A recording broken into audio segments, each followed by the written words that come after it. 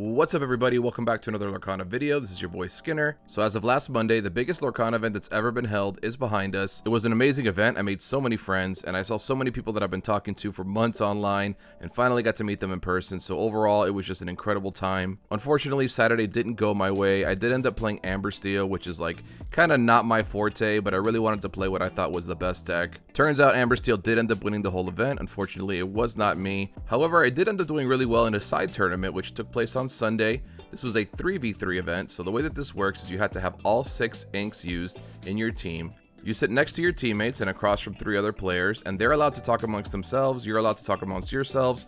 It's not quite a multiplayer game, you're not interacting with everybody else's board, you're only playing a 1v1, but being able to talk to your teammates and get their opinion on a certain play was really fun. Like most other teams, my teammates decided to go Amber Steel and Red Purple as their decks, so that left me with a Blue-Green deck, which was right up my alley. I immediately texted my friend and fellow YouTuber Eggs, who also has a YouTube channel, which I will link down in the description below. Eggs has been playing a ton of Blue-Green on his channel lately, so I thought he'd have the latest insight as to what I should be playing for this tournament. Turns out the exact list that Eggs has been playing online was the list that made it into top 16 in Miami, so I immediately sleeved that up, and I made a couple of adjustments by removing the Hans from the deck for Tinkerbells. After 5 rounds, my team ended up going 4-1 in the tournament, getting a 2nd place, our only loss being to an undefeated team. However, in my standalone matches during this 3v3 event, I did end up going undefeated in all my matches. I played against Amber Steel, I played against Red Purple, I played against Blue Green, I played against Purple Green. You can see here in the matchup breakdown that out of 32 games I've played with this list, I'm at 24-8 right now, about 75% win rate, which is pretty good. But more surprisingly is the 8-3 win rate against Amber Steel. Most of the time, if Amber Steel is able to go Rockstar and play a million guys, we just can't do anything about it. However, it's still really nice to see that we can get some free games against them when they're not able to go off. With that being said, here's the most updated version of the list, and let's jump into some games and show you how it went. So the beginning of this game got cut off, so you can't see my mulligan, but as you can see, we are going first this game, and we did start with Flounder. Our opponent went ahead and played a Captain Hook, so they are on Steel. We're going to ink a Hatter here and just curve out with Flynn Rider on this turn. Just trying to apply as much pressure as possible before he's able to grab your swords and start clearing up our board. You do want to mulligan pretty heavily for Mickey in your opening hand, as you can see, we do have Mickey.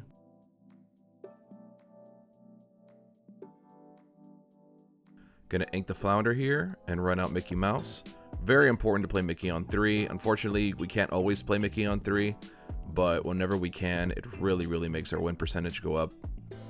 As you can see, next turn we already have Cusco available, followed by Genie, and our opponent's still sitting on Captain Hook.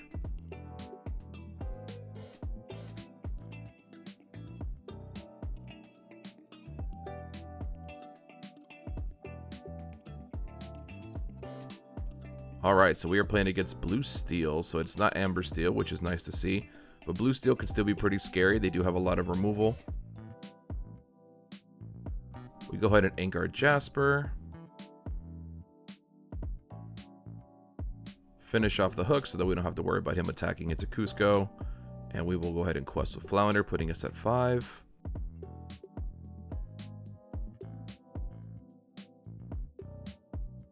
Cusco, obviously a very strong card here. I wanted to go ahead and get him down before our opponent's able to play Whole New World.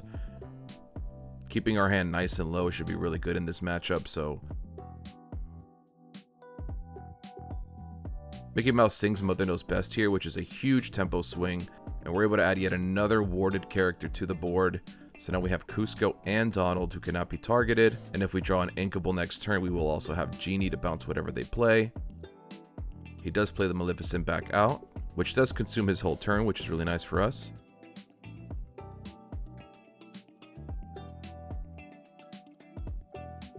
So we are going to ink Flynn Rider and send Genie out there to bounce the Maleficent back to his hand.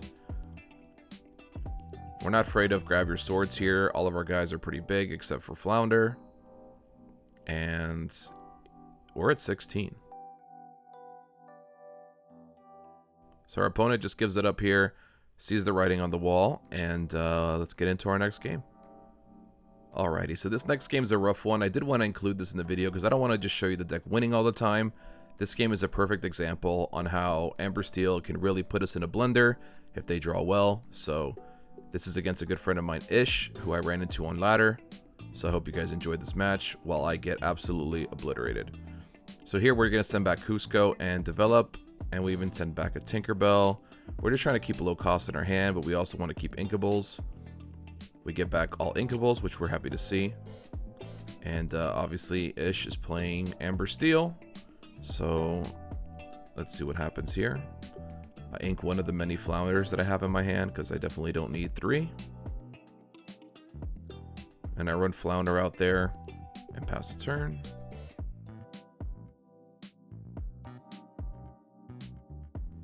Ish passes the turn, which is really nice to see. No lantern or any shenanigans going on.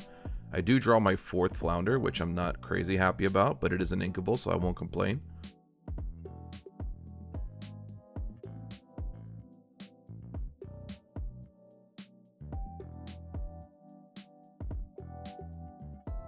I end up keeping both flounders, even though I could have inked one, just because if I need to swarm the board later to trade into some of his guys, I figure that'll be more useful than having a develop your brain. He does play Lantern a little late and inks the aerial, which is a little strange.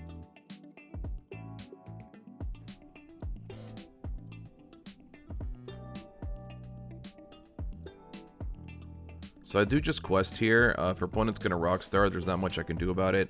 I don't have any way to attack into the Stitch at the moment, so I just have to kind of keep questing and hope for the best. I'm obviously aware here that if my opponent does go shift into Grab Your Swords, it's going to be very bad for us, but there's not much I can do.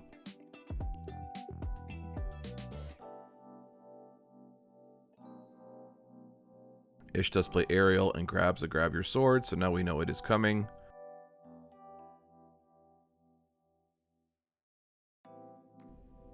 And then he uses Lantern to do nothing, just to troll me. Alright, so...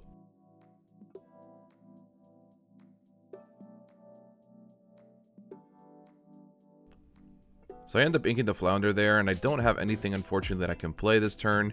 So I do play a Mother Knows Best, since I have nothing I can add to the board. I think I could have maybe bounced the aerial here instead of bouncing the Stitch. That way he does not have a Singer 5. However, the way that I looked at it is he's already on 4 ink. He can just ink and play Grab Your Swords anyway. Plus, I don't want to give him another aerial trigger where he can grab yet another spell. So I end up bouncing the Stitch here. And unfortunately, it's pretty painful for us. And there's the Rockstar that would have punished me anyway.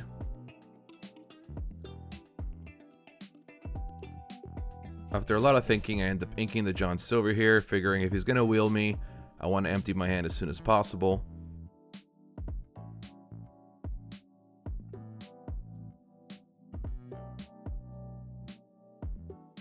Could have maybe played Cusco instead of Maleficent here. I was just hoping that it was just a bigger willpower character, make him a little harder to deal with, plus he attacks for 3. We go on a whole new world, and now our opponent is just cruising. He has Rockstar in play, and he goes ahead and plays a million dudes.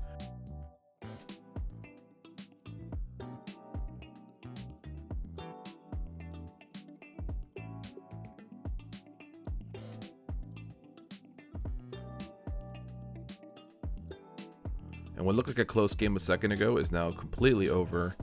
However, I still run through the motions here and ink a fill.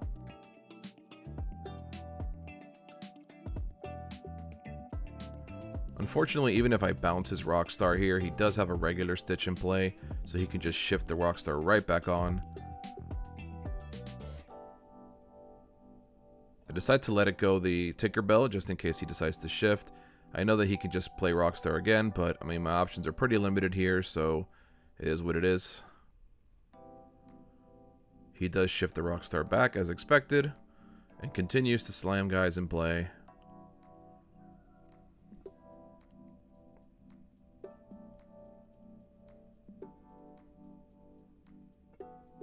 Our opponent now has a full hand, a full board, and we are pretty much seeing ourselves out at this point. Even the ability to be able to Hades here and play a Let It Go is just not enough to compete with all the guys that are in play. We go ahead and remove the Stitch, ink the Donald Duck to run out the Hades. I hit the aerial just because it has Singer 5.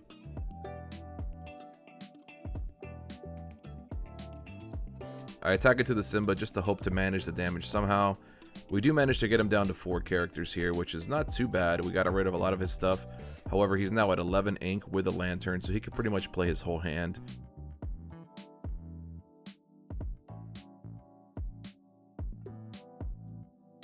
Turns out he has another Rockstar, which is just really unfortunate for us.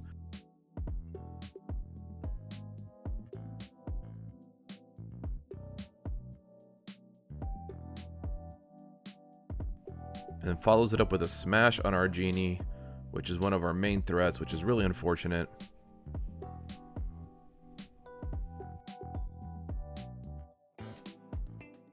Hook takes a very favorable trade into us, followed by yet another hook, which draws him yet another card.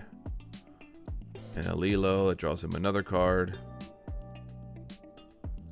Simba, and at this point I've had just enough of that, and I hit the concede button. I understood the writing was on the wall, there's nothing I can do about that, so we take our L. As you can see, sometimes you just cannot do anything about Stitch Rockstar, especially when your opponent has multiple Rockstars. Alrighty, so we are going first this game, and we have Mickey in our opening hand, which we love to see. That is very, very good for us. We also have Flounder, so we have an early drop. We have Tala, so a lot of good stuff here for our opening hand. We do send back everything that's not in the first few turns. And we do get back a couple of uninkables, but that's okay. I think we'll be able to squeeze out enough ink to get to our turn 3 Mickey, and then from there we should be good to go. So we do ink the Tala and run out the Flounder to start our turn. Sometimes I do find myself inking Flounder on turn 1 just to have enough ink to get to turn 3. But in this situation, we're going first. I did want to have a little extra pressure on the board, so I went ahead and played the Flounder. We do draw another inkable, which is really nice. We send Donald into the ink, and we run out of Grandma Tala.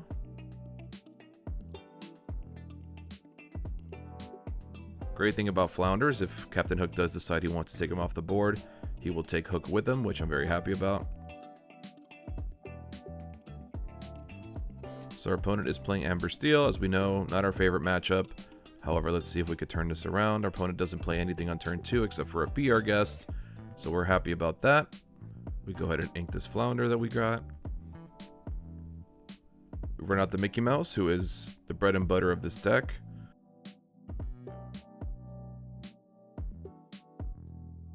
Our opponent plays an Ariel, which is a little scary for us, but it's okay.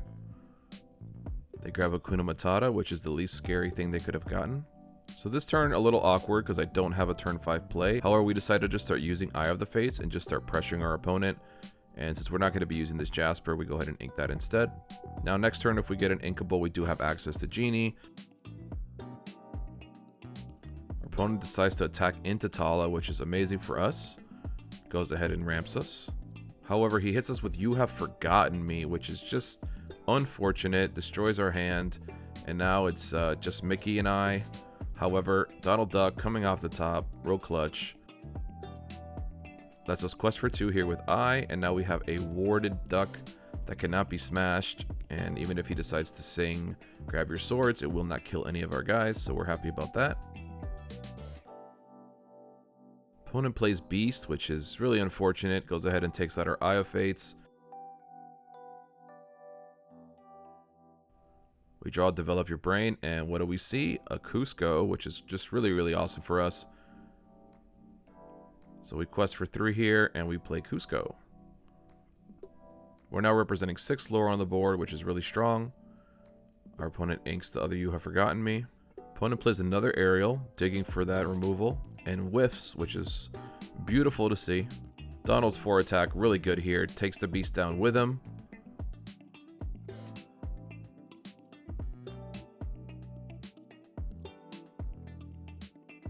We keep on questing here. We quest for 4 and add a Flynn Rider to the board. So now our opponent has a lot of pressure on them to clear this board. And up until now, they have not been able to hit anything on their aerials. So they do have the Grab Your Sword, even though they whiffed on the aerials. It looks like they drew it anyway. So puts us in a pretty tight spot here. All we have is Mickey yet again.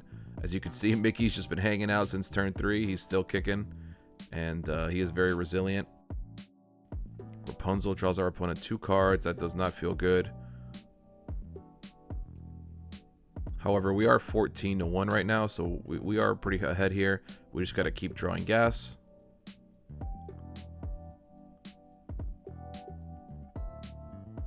And off the top, Mad Hatter, who quests for 3. Just a beautiful card to draw here. We have a lot of cards in this deck that quest for 3, so this is one of them. Opponent not able to smash or play Grab Your Swords here to kill it, so that's really good. Our opponent plays big old Surfer Stitch to draw some more cards. So we're definitely not drawing as many cards as our opponent. However, our opponent just cannot deal with the onslaught, and we just add insult to injury. We top deck the Cusco, slam it on the board, and I'm not sure how our opponent can win here, and they don't. So as you can see, even after Rapunzels and Grab Your Swords and Surfer Stitches, this deck can still win sometimes. I know our opponent didn't have the best hand there, but they still played Grab Your Swords against us, and we were able to squeak it out. So very happy to see a win there. Let's get into the next game.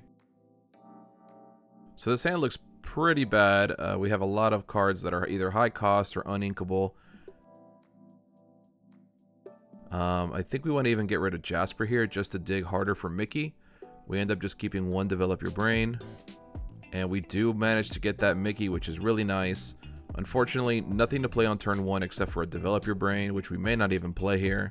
But we do have Mickey Mouse on 3, which is going to get us going, so we're happy about that. Our opponent inks a Aladdin, and I think we're in for a long day against Red Purple Control. Decide to ink the Fill here just because I want to get the value out of playing Develop Your Brain if we need to play it again next turn. And gets us a Tinkerbell and filters our deck a little bit. Flounder's our only character that costs 1 that we're playing, so I can't expect to have him every game. So there are going to be some games where you just have to Develop Your Brain on turn 1 and just be cool with that. I decided to run out Phil here, and that's a little risky considering that a lot of my hand is uninkables.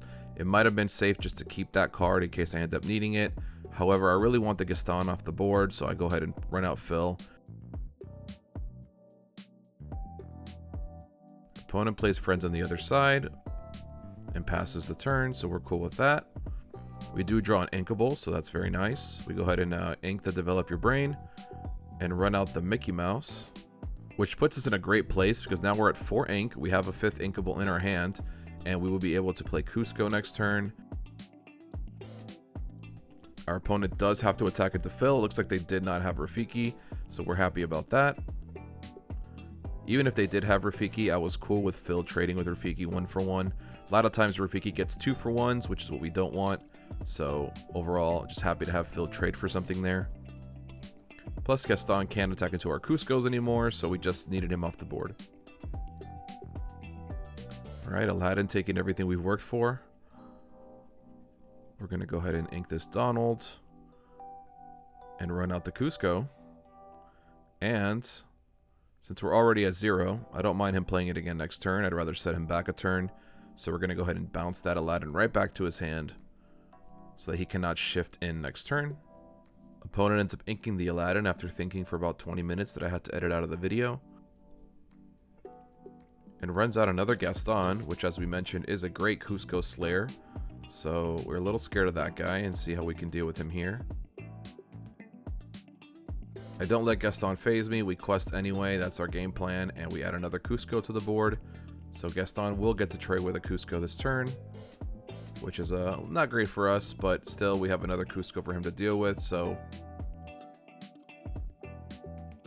and there is Maui, who is very good at killing Cuscos as well, but he will take Mickey Mouse this time and wait around till next turn. We quest and decide to run out Maleficent here, which unfortunately Maleficent also gets banished by Maui. However, once Maui attacks into this Cusco, he will have to be banished, so we will get a free quest with Maleficent. But our opponent says no sir and hits us with Dragonfire as well, which puts us in a really bad predicament here. We are at 7 lore, which is just not enough going into turn 7. We only have 2 cards in our hand.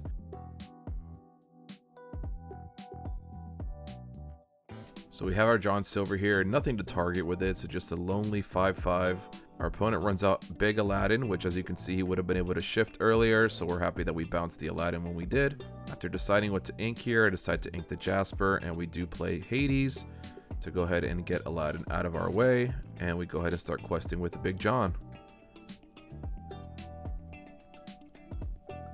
This puts us to 9, but we're in a really bad spot here. We only have 1 card in our hand, our opponent has 4. We get to see our first Be Prepared.